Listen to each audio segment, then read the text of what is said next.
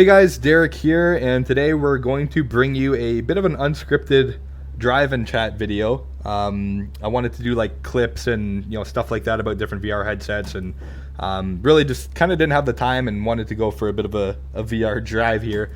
So we're in the F40 in Assetto Corsa, and our topic for the day then is going to be why I think PC VR in 2023 is looking rather grim. So basically, just to get started, the Pymax Frontier, or not the Frontier, sorry, the Pymax Crystal launch event. Now, this is where I say just at the beginning of the title here, PC VR in 2023 is basically doomed unless one thing, and that one thing is indeed Pymax, and we're going to talk about why. So of course they had their Crystal launch event a couple days ago. It really wasn't a launch event. They just kind of talked about features on the headset really that we already knew. They did show us a little bit more clips on we have kind of to heel toe this thing. They showed us a bit more clips on the interchangeable lenses, some of the through the lens footage and screenshots, which is always appreciated for sure. And yeah, it looked amazing. However, there wasn't an actual launch date, which is what you would kind of think ties into a launch event. So we don't have any new info on that. They are accepting pre-orders, but like reservations, I think it was, to Pymaxian. So I got an email that I can reserve my Crystal basically, and obviously I'm going to be waiting for the 12K. I'm not going to be getting the Crystal, and my channel's not huge, but if they ever send one out to review, heck yeah, I'm going to go super in depth with that one. But this is why I say 2023 is doomed, and the reason why I think that is because the PC VR, the enthusiasts, we don't have much coming our way. It seems like, even some place like, Facebook, Meta, whatever, are targeting towards that, like, enterprise now, and the Quest 2 and the Pico 4 competing with the Quest 2, and basically not many companies really focusing on that simulation, ultra clarity, trying to have the most real to life experience possible. And that's really where I think virtual reality is kind of at its best. I think, I had a Quest 2 for a while, and really, not that it's this way for everybody, but I kind of considered the Quest 2 a bit more of a party trick, and eventually grew stale. But when you have a headset that's really good at doing simulations, and you're into driving, you're into flying, you're into whatever the simulation may be, and you're into all that stuff, then the headset really brings that to life for you. Like, I was not someone I would expect that would have nearly 2,000 hours in VR, but here we are, and I just wanted one to play Half-Life Alyx, and now I wound up here. In 2023, though, we don't really have anything from anybody for us. And all the people, I make these Pymax videos from time to time and VR videos from time to time, not necessarily a VR creator, but I do like making videos on it, and we're kind of, like the people in the comments and stuff like that, we're kind of a select few, it seems. We're a very minority, it seems, even though I think that this is where VR shines at its best, is in simulations, flying, driving, and stuff like that. But really, Quest 2, Pico 4, what else is coming around? Really not much. That's the thing. PSVR is another one that maybe have a few games, but the simulators, we don't really have too much coming our way, and this is why I think Pymax is kind of our last hope. And this is one reason why I do really appreciate Pymax.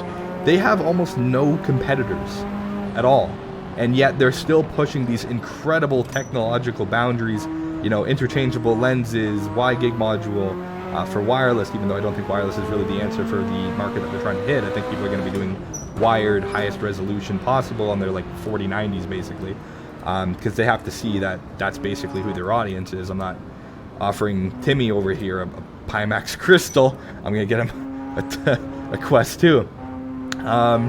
But yeah, also my throat sounds a bit weird because it is a little bit weird right now.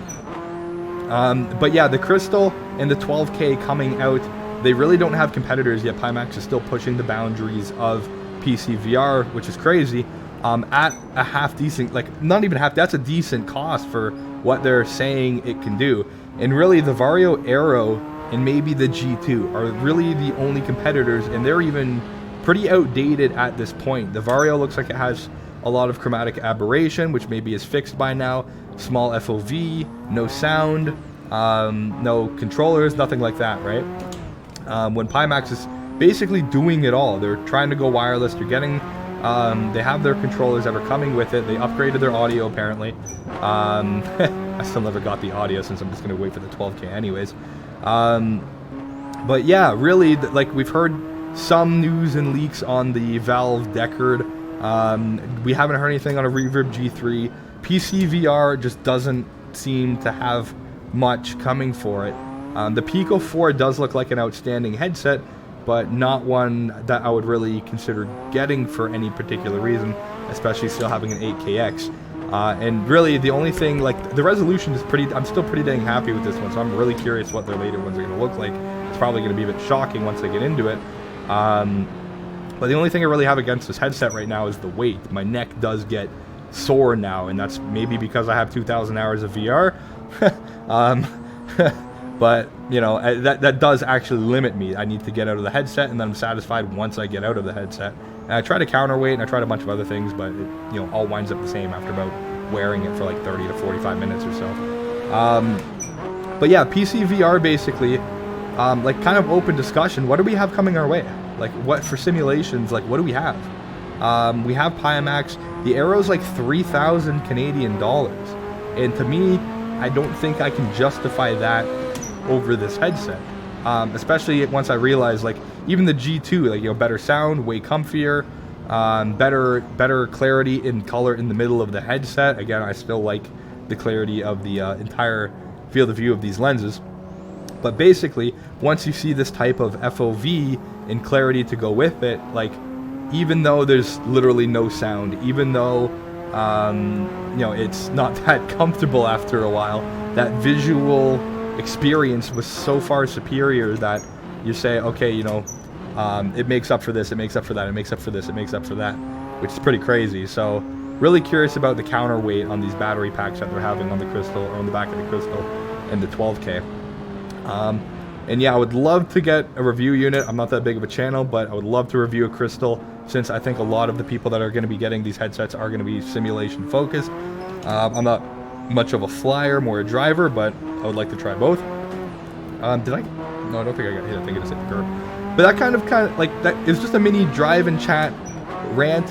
We do have the Pymax Frontier coming up November 9th, so that's something to keep an eye out on. A YouTube stream. Maybe I'll actually watch that live on YouTube or something like that. I don't know. We'll see, or do like another mini. That's a slide and a half. Oh. But yeah, we'll see what happens with that. I don't think that they're still going to give any dates out or anything like that. I think they're just going to talk about more maybe technological advancements of the 12K. That's kind of what happened with the Crystal launch event. At least this one they're not calling a launch event, because I don't really agree with that without a launch date, to be honest.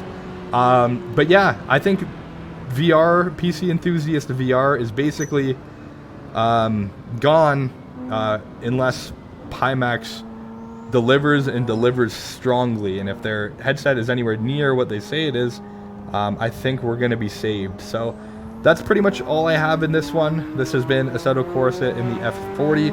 And lately, settings-wise, I like actually playing with post-processing off, even though I don't really see brake lights all that well on the other cars. But the performance that we get is ridiculous. Like, I'm recording full res at 60% GPU usage, so, and it still looks fantastic. But that's going to be it for here. This is, you know, 8KX gameplay, and just a little talk on PC VR. Not looking the greatest in 2023 unless Pymax delivers. Otherwise, I think we're really going to be pushing till 2024, 2025. I actually think it's going to be like 7 years before VR headsets get way more mainstream and we really start seeing some technological advances. Because right now I still do drive on my triple screens from time to time, especially just because I can do it for so long without my neck hurting. But yeah, that's pretty much all I got for this one.